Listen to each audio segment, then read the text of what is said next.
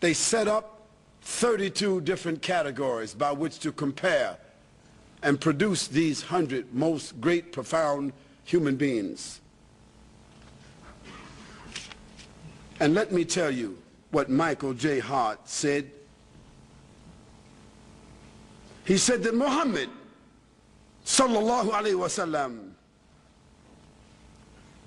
he placed him at the head of his list. And those with him could not dispute it because categorically he earned that position. And Michael J. Hart said, I would have liked to choose Jesus Christ because I'm a Christian. But there were several categories that honestly I could not choose him because Jesus Christ was not a father. Muhammad, he was. Jesus Christ was not a husband. Muhammad, he was. Jesus Christ was not a statesman. Muhammad, he was. Jesus Christ was not a warrior. Muhammad, he was. And Jesus Christ was not a ruler. Muhammad, he was. And so Michael J. Hart and his other collaborators, they said, the greatest human being that has impacted history and all annals of documented history, it had to be Muhammad sallallahu alaihi wasallam. And that statement you will find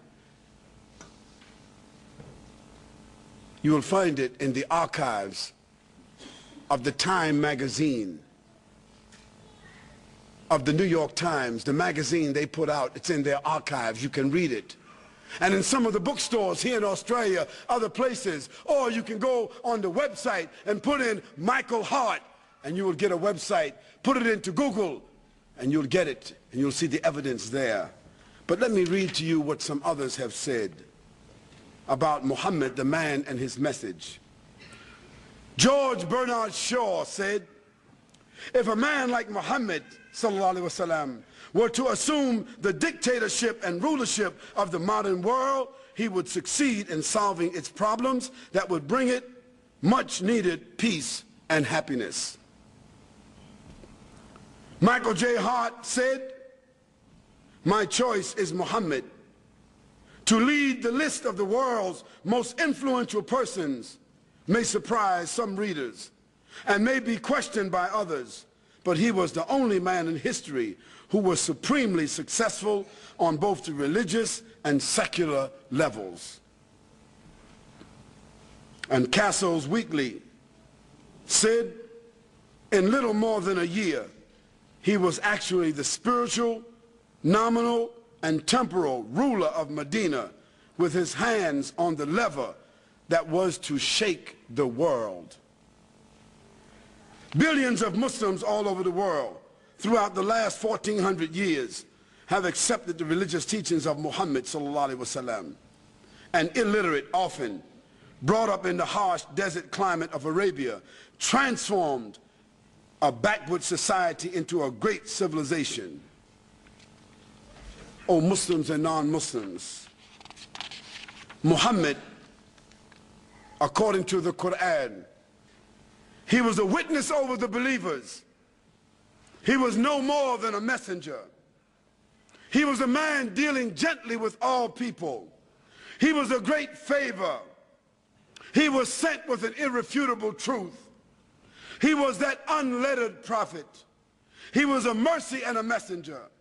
He was a mercy to mankind. He was a witness over the believers, and the believers a witness over mankind. He was a mercy to the world. He was the best example to follow. He was the last prophet of mankind. He was sent to all the mankind and the jinn. He was victorious over all systems, and he was created on an exalted standard. O Muslims and non-Muslims, there's not a person in the whole of history that can compare with Muhammad sallallahu alaihi wasallam.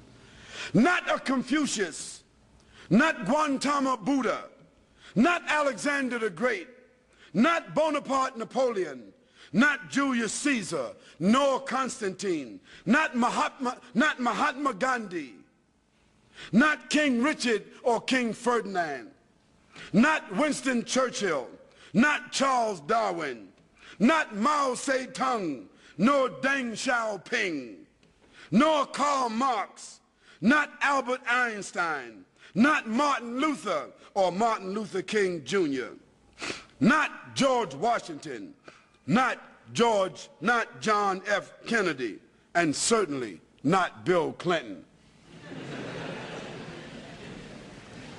Not Tony Blair, nor John Howard, nor George Bush Sr. or George Bush Jr. Not you, not me, not our parents, nor our grandparents, nor any of our ancestors can match this man Muhammad sallallahu alaihi wasallam. You.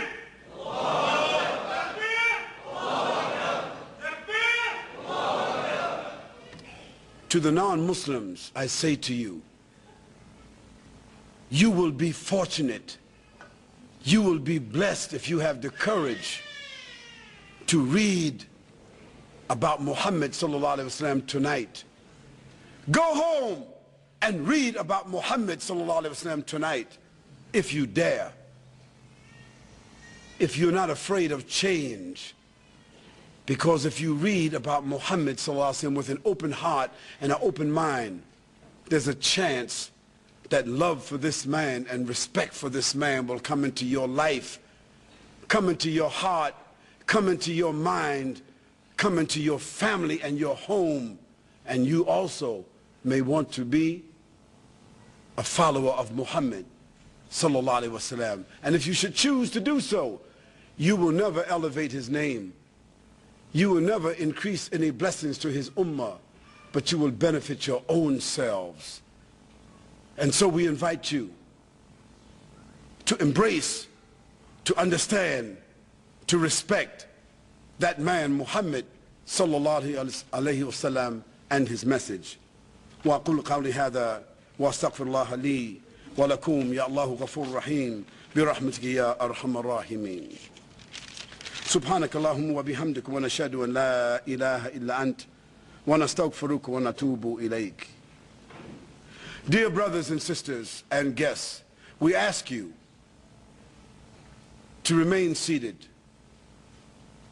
and we ask you to continue your toleration so that we can receive some questions if we need to question. In actuality, I have given to you not from myself. I have given to you from sources of documentation that is irrefutable. If a non-Muslim has a question about Muhammad sallallahu alaihi wasallam, we take the question. But for the Muslims, you have no questions. Just say sallallahu alaihi wasallam.